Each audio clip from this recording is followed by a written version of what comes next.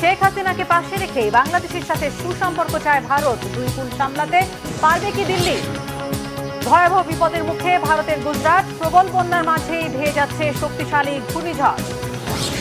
মাত্র 6 মাসে মারা গেল 40,000 মানুষ। কিন্তু কেন, কিভাবে, কোন অসুখে এমন মৃত্যু? আসসালামু আলাইকুম, দেখছিলেন বাংলাভিশন ওয়ার্ল্ড নিউজ হেডলাইন। এবারে বিস্তারিত। অন্তর্বর্তী সরকার ক্ষমতায় আসার পর বিভিন্ন সময়ে বাংলাদেশের সাথে সম্পর্ক বজায় রাখার বিষয়ে জোর দিয়ে আসছে ভারত। সম্প্রতি দেশটির পররাষ্ট্রমন্ত্রী ও পররাষ্ট্র মন্ত্রণালয়ের মুখপাত্রের বক্তব্যে শোনা গেল একই সুর।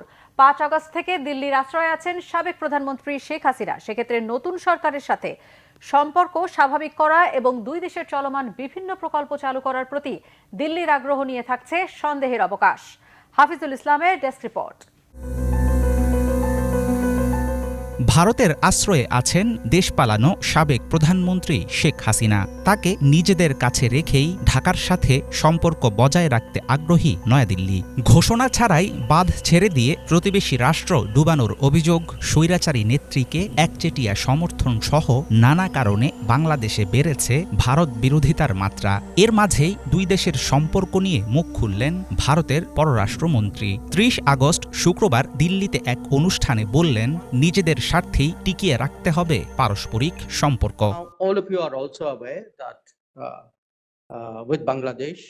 আপনারা জানেন, স্বাধীনতার পর থেকে বাংলাদেশের সঙ্গে আমাদের সম্পর্ক উঠানামার ভেতর দিয়েই গেছে। দেশের সরকারে যে থাকে তার সঙ্গে আমরা সম্পর্ক বজায় রাখব, আর এটাই স্বাভাবিক।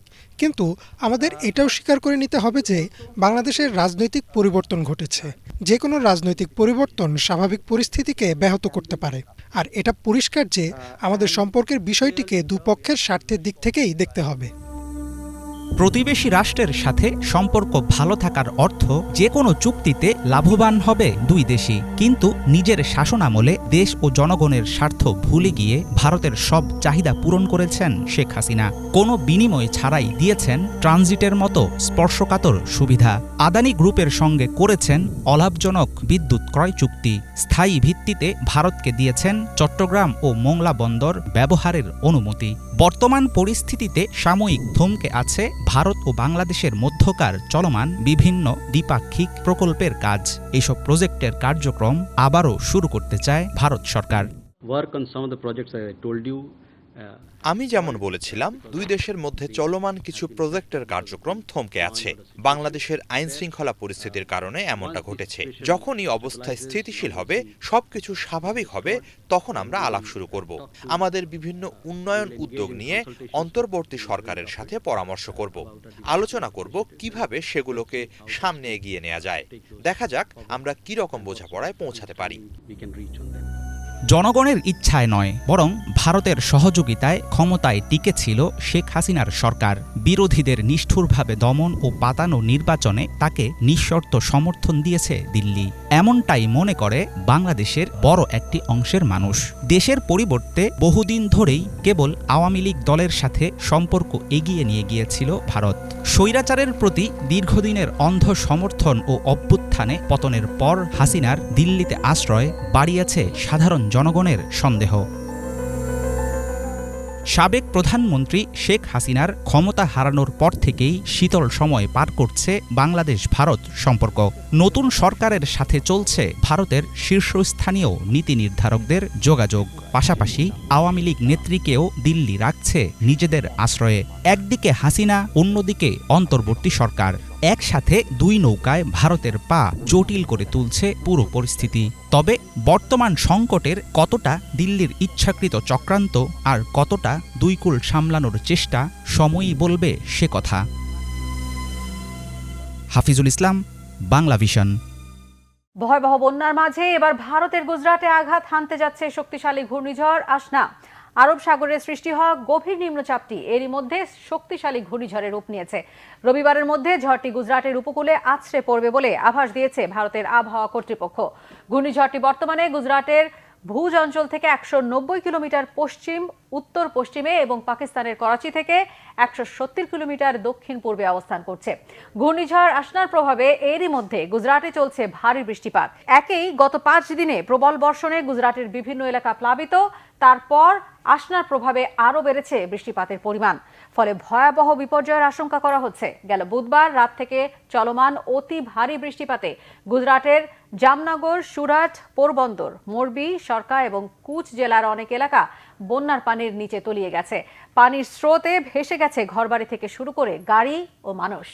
এর মধ্যেই মারা গেছে অন্তত 40 জন। এ অবস্থায় ঘূর্ণিঝড়ের তাণ্ডবে পরিস্থিতি আরও নাজুকের দিকে যাওয়ার শঙ্কা দেখা দিয়েছে। ইউক্রেনের উত্তর পূর্বাঞ্চলের খার্কিভ শহরে রুশ বাহিনীর হামলায় শিশুসহ নিহত হয়েছে অন্তত 7 জন, আহত হয়েছে অন্তত 59 জন। শুক্রবার শহরটির এই খেলার মাঠ, আবাসিক ভবনে হামলা ও হতাহতের ঘটনা ঘটে। স্থানীয় কর্মকর্তারা জানিয়েছে, খেলার মাঠটিতে 14 বছরের এক শিশু রুশ হামলায় নিহত হয়। অপর ঘটনাটি ঘটে 12তলা আবাসিক ভবনে। ওই ভবনে নিহত হয়েছেন অন্তত 6 জন। হামলায় পরপর ফায়ার সার্ভিসের কর্মীরা লোকজনকে সরিয়ে নিতে কাজ শুরু করে। আহত ব্যক্তিদের মধ্যে 20 জনের অবস্থা আশঙ্কাজনক, তাদের হাসপাতালে চিকিৎসা দেওয়া হচ্ছে। হামলার ঘটনায় নিন্দা জানিয়েছেন ইউক্রেন প্রেসিডেন্ট ভলোদিমির জেলেনস্কি। এছাড়া রাশিয়ার এসব হামলা ঠেকানোর ক্ষমতা ইউক্রেনের আছে বলে মন্তব্য করেন তিনি। জাপানে চলতি বছর প্রথম 6 মাসে 40,000 মানুষ নিজ বাড়িতে নিঃসঙ্গ অবস্থায় মারা গেছেন। এসব মানুষের মধ্যে প্রায় 4,000 জনকে মৃত্যুর 1 মাসের বেশি সময় পর উদ্ধার করা হয়েছে। এমনকি 130 জনের দেহাবশেষ পাওয়া গেছে তাদের মৃত্যুর অন্তত 1 বছর পর। গবেষণা বলছে 2050 সালের মধ্যে দেশটির প্রতি 5টি পরিবারের মধ্যে একজন বয়স্ক ব্যক্তি একাকী জীবন কাটাবে। কিন্তু জাপানে একাকী মৃত্যুর কারণ কি? বিস্তারিত শহীদ আরাফাতের ডেস্ক রিপোর্টে।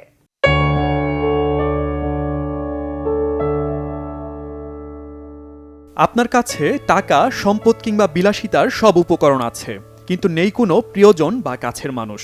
একাকী জীবন কাটাতে হলো, শেষ পর্যন্ত একাকী মৃত্যুও হলো। এমনকি গৃহবন্দী অবস্থায় মৃত্যুর কারণে কেউ জানতে পারল না আপনার মৃত্যু হয়েছে। এমন ঘটনা বিশ্বের অন্যতম সুখী দেশ জাপানের। দেশটিতে প্রায় প্রতিদিন নিঃসঙ্গ অবস্থায় মারা যাচ্ছে মানুষ। জাতীয় পুলিশ সংস্থার তথ্য মতে এবছরের প্রথম 6 মাসে একাকী জীবনযাপন করা 37,227 জনকে তাদের নিজেদের বাড়িতে মৃত অবস্থায় পাওয়া যায়। এই বিশাল সংখ্যার মধ্যে 3,939 জনের মরদেহ মিলেছে মৃত্যুর 1 মাসের বেশি সময় পরে। এছাড়া 130 জনের দেহাবশেষ পাওয়া গেছে তাদের মৃত্যুর অন্তত 1 বছর পর। গড় আয়ু বেশি হলেই সুখী জীবন হবে, এমন ভাবনা জাপানিদের জন্য যেন দুঃস্বপ্ন হয়ে উঠছে। জাতীয় পুলিশ সংস্থার তথ্য মতে একাকী মৃত মানুষের মধ্যে 7,498 জনের বয়স 85 বছর বা এর বেশি, 5,920 জনের বয়স 75 থেকে 79 বছর এবং 5,635 জনের বয়স 70 থেকে 74 বছরের মধ্যে। অসংখ্য মৃত মানুষের সন্ধান এখনো পাওয়া যায়নি। তাদের শনাক্ত করতে পুলিশের ওই সংস্থা কাজ করে যাচ্ছে। অপর এক গবেষণা বলছে, জাপানে একাকী বসবাসকারী প্রবীণ নাগরিকের সংখ্যা আগামী 25 বছরের মধ্যে ব্যাপক হারে বাড়বে। 2050 সালের মধ্যে জাপানের প্রতিটি পরিবারের মধ্যে একজন বয়স্ক ব্যক্তি একাকী জীবন কাটাবে, এমন আশঙ্কাও তৈরি হয়েছে। এছাড়া 2050 সালের মধ্যে জাপানের বিভিন্ন পরিবারে 1,08 লাখ বয়স্ক মানুষ একা বসবাস করবেন। কিন্তু কেন এমনটি ঘটছে? কেন জাপানে নিঃসঙ্গ অবস্থায় মৃত্যু হচ্ছে?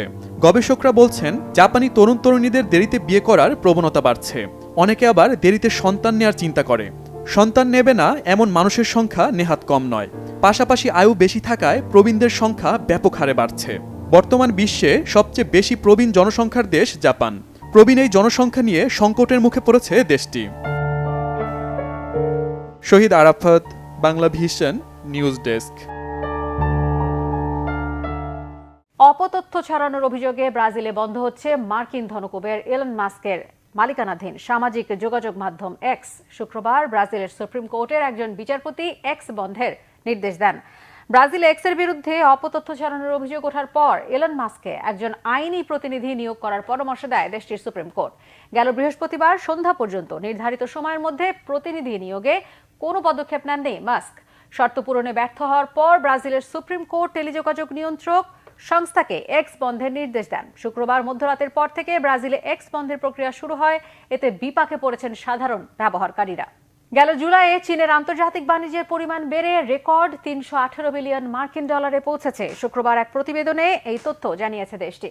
তারা বলছে, চলতি বছরের জুলাইয়ে চীনের আমদানি ও রপ্তানি বাণিজ্য গেল বছরের তুলনায় 12% বেড়েছে। Desk report.